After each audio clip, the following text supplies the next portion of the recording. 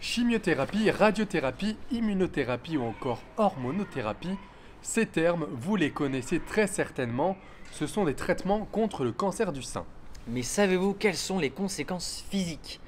Alors que la France métropolitaine avait le plus haut taux d'incidence de cancer du sein au monde en 2022, 105,4 cas pour 100 000 personnes, les séquelles des stratégies utilisées pour lutter contre le cancer du sein sont multiples. Tour d'horizon. Il existe 3 grands types de cancer du sein. Le cancer du sein hormonodépendant. C'est celui qui est le plus fréquent, il représente environ 80% de l'ensemble des cancers du sein.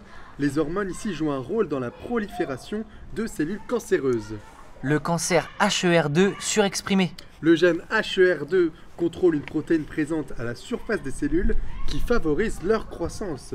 Un cancer du sein est HER2 positif quand les cellules cancéreuses fabriquent trop de copies du gène HER2. Et enfin, le triple négatif. C'est le type de cancer le plus dangereux par manque de solutions thérapeutiques efficaces. Contrairement aux 2 premiers cités, il ne présente pas de récepteur oestrogène ni de récepteur 2 du facteur de croissance épidermique humain. Et selon le type de cancer exprimé et son stade d'évolution, le traitement diffère. L'hormonothérapie n'est utilisée que pour les cancers hormonodépendants, tandis que l'immunothérapie constitue un traitement très efficace contre le HER2 exprimé. Justine a presque tout connu. Il y a un peu plus de 3 ans, elle apprend qu'elle a un cancer du sein. Un gros choc selon elle. Débute alors le parcours de soins. Opérée une première fois d'une tumeur, on lui annonce que la tumeur était plus grande que prévu. Il faudra retirer son sein. Si elle se remet de suite, elle entame la chimiothérapie, le traitement le plus lourd qu'elle devra faire face. Ce sont des produits qui ciblent les cellules cancéreuses, mais aussi les cellules de renouvellement rapide. Elle subit alors de plein fouet les effets. Fatigue, perte de cheveux, des sourcils. Elle disait même « ça touchait à ma féminité ». Ou bien même « j'avais des pertes de mémoire ». Pour mieux supporter les effets, elle voit en complément un médecin spécialiste qui lui conseille de pratiquer du sport et de ne pas manger les 24 heures précédant ses séances de chimiothérapie. Après 12 séances de chimiothérapie, elle a eu la mastectomie. Elle ajoute aussi « la démarche n'est pas simple, c'est comme une mutilation ou bien même une amputation ».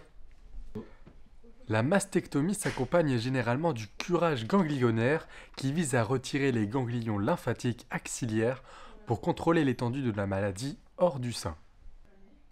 Beaucoup de femmes ont des problèmes du côté du sein qui a été touché. C'est ce que l'on surnomme le phénomène du gros bras. Il se manifeste par l'augmentation du volume d'un membre. Les traitements se poursuivent. Elle débute la radiothérapie dont le principe est d'irradier les cellules cancéreuses pour les détruire. Elle risque les brûlures et de réactions cutanées. Pour y parer, elle utilise un coupeur de feu dont l'objectif est de soulager, comme son nom l'indique, les sensations de brûlure. Après tant d'efforts, elle vainc enfin cette maladie. Fini les traitements? Évidemment, non. Depuis maintenant 3 ans, elle a recours à de l'hormonothérapie pour réduire le risque de récidive. Et fini les effets secondaires? Évidemment, non. Elle est parfois prise de vertige, les migraines fleurissent dans sa tête et la fatigue se pérennise. Et le principal, garde-t-elle un souvenir positif? D'une certaine façon, oui. Son rythme de travail a changé, elle est davantage apaisée et elle fait du sport pour réduire le risque de récidive. Et ça, ce n'est pas rien.